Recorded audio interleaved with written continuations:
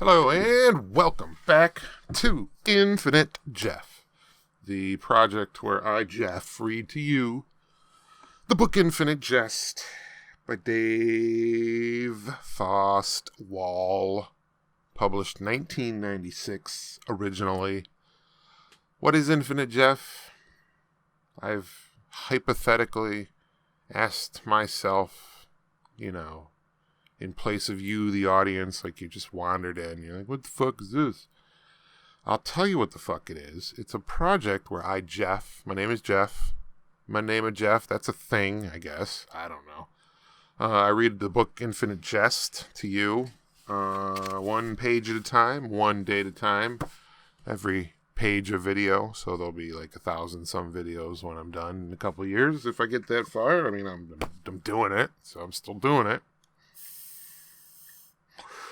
It is currently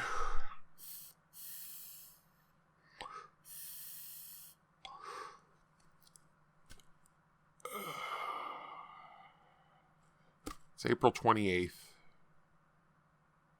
The year is 2020.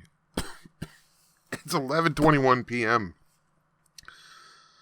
This is the last page I'm recording tonight, and then I'm going to get 2 Infinite Jeffs and 2 Jeff Finnegan's Wakes uploaded before midnight.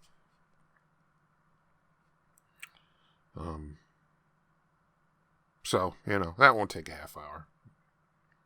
But coronavirus madness. I don't know.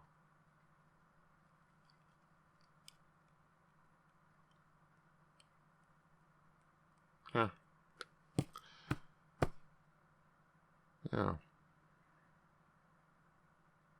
Yeah. Coronavirus. This one's for you, coronavirus. COVID-19, you bastard.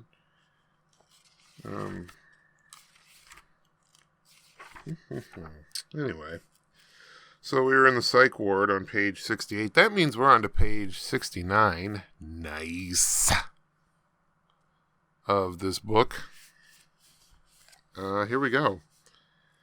Lounges cigarette smoke, the sour odor of medical waste awaiting collection, with also that perpetual slight ammoniac tang of urine.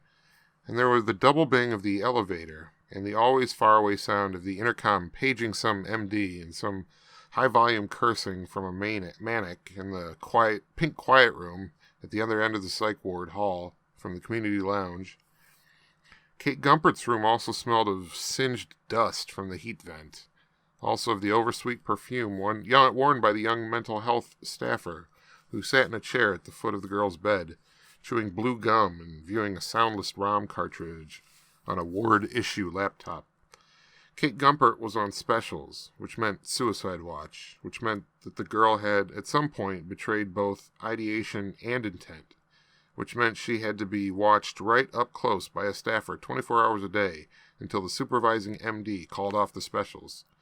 Staffers rotated specials duty every hour, ostensibly so that whoever was on duty was always fresh and keenly observant, but really because simply sitting there at the foot of a bed looking at somebody who was in so much psychic pain she wanted to commit suicide was incredibly depressing and boring and unpleasant.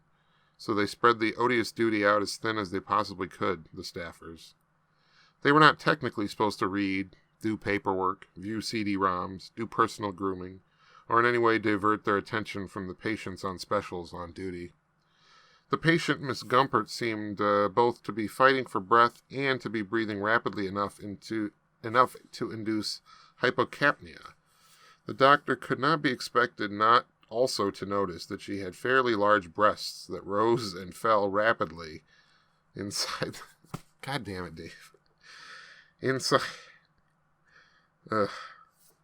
Doctor could not be expected not all to realize the road and fell rapidly inside the circle of arms with which she hugged her knees. The girl's eyes, which were dull, had registered his appearance in the doorway, but they didn't seem to track as he came towards the bed. The staffer was also employing an emery board. The doctor told the staffer that he was going to need a few moments alone with Miss Gumpert. It is a sort of requirement that a doctor, whenever possible, be reading or at least looking down at something on his clipboard when addressing a subordinate, so the doctor was looking studiously at the patient's intake and the sheaf of charts and records netted over from trauma and psych wards in some other city hospitals. Gompert, Catherine A., 21, Newton, Massachusetts. Data clerical in a Wellesley Hills real estate office. 4th hospitalization in 3 years. All clinical depression. Unipolar.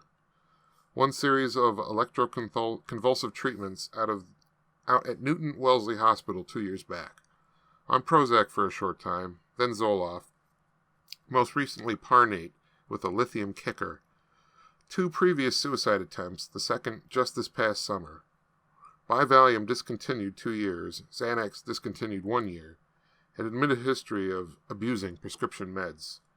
Depression's unipolar, fairly classic, characterized by acute dysphoria, anxiety with panic, diurnal listlessness / agitation patterns, ideation without intent, first attempt at a CO episode, Garage's automobile had carbon monoxide episode. Garage's automobile had stalled before lethal hematotoxicity achieved.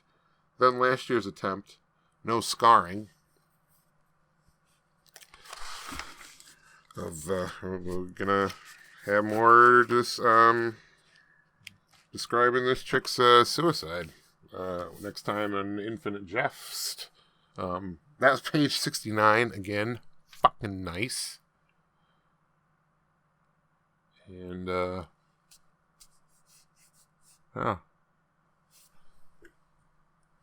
what was that, my lawyer? I agree. That's my lawyer. He's a duck. Good night.